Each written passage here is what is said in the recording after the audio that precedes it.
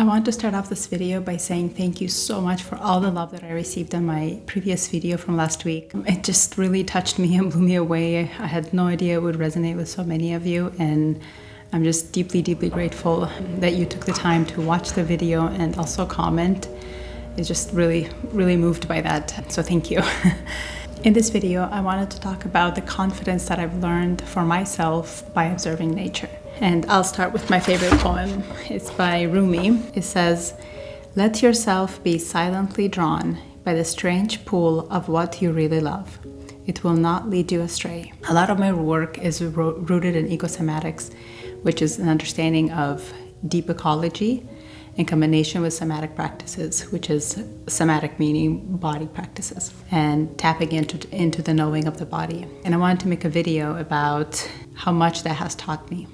One example I always come back to is that of an acorn. A tiny little acorn has all the information it needs, all the knowledge, all the knowing, and all the capacity inside of it to become a beautiful, tall, strong oak tree. All it needs is the right environment for it to sprout. It can lay dormant for years and years on the shelf and still sprout when the environment is correct. We also have that inner knowledge and knowing to become the best version of ourselves. But year by year, since we were kids, when we go to school, we are exposed to what's called the banking method of education. It's an industrialist concept of education. And where you go in there, the information gets deposited into your brain, and then you get tested on on your retention of said information. Also from many religions where that teach you that your acceptance is outside of you. Your acceptance is solely based on your adherence to these rules and regulations, that you are already born a sinner, so you're born with something that's wrong with you that you need to seek outside approval in order for you to be worthy of whatever the end goal may be. And when I observe nature, I see the opposite. In my experience, a lot of suffering is caused by neglecting or silencing that inner knowing. Not pain. Pain is so important, and pain is such a natural cycle of life, and it actually can be one of our best teachers. But what I'm talking about is suffering. When you know deep down that you need to do one thing, but because of fear, guilt, and shame paradigms, whatever the reasons may be, you silence that knowing and you instead conform or do what's acceptable of you. The fear of being ostracized from your communities, the guilt that your decision may cause in your family, or the fear of looking foolish and being seen making a mistake. When I follow my gut feeling, even when it may not make logical sense to me, it has never let me down. One of my very first times that I really made this decision is when I ran away from home. When I ran away from home, which shocked my family to its core, because I was the last person of the 8 kids that they expected this from. It was by far, to this day, the best decision that I made. It took me on the most incredible path of self-discovery and having the ability to deconstruct from previous paradigms, from the fear, guilt, and shame paradigms, because when I observe nature, I don't see those aspects in nature. Another way that nature has taught me confidence is by observing trees, yet again. When I look at trees, an elm doesn't compare itself to a willow. It just wants to be the best elm version of itself as it possibly can, the healthiest and strongest version that it can possibly be. Even every single tree is very different. So when we go and compare ourselves to other people, we're almost dishonoring our own nature.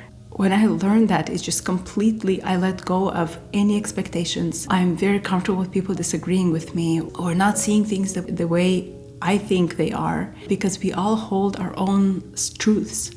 And the third way that nature has taught me confidence is by observing the soil. Soil has a microbiome, much like the microbiome we have in our guts. And the health of the soil is measured by biodiversity in the microbiome. And I parallel this to the diversity of thought that we can hold. Too often we surround ourselves only with like-minded people, and we create this echo chamber of homogeneous ideas. And oftentimes it creates stagnations with zero curiosity or creativity or no flow, because you just hear these echoes and it becomes this little hub of the same information. The few people who can go a little bit outside of the periphery, there's only so much room allowed in this echo chamber to to go. Otherwise, you'll be ostracized. You're gonna be looked as the other. I think surrounding ourselves with biodiversity of truths from very different communities can really have the most effect on collective intelligence, because we all have something important to add to this, and we are so interconnected with everything, and that intelligence system can be the most creative force on the planet.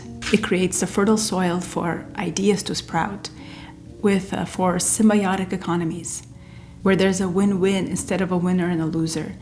There's been a lot of talk about the circular economy in so many industries that I read about. It's where on every touch point, instead of race to the bottom based on price, you have the circular economy where at every touch point, whatever the contribution is of that individual, everyone benefits, including the earth, including us working collectively with nature, that we understand that we are not outside of nature. We are nature.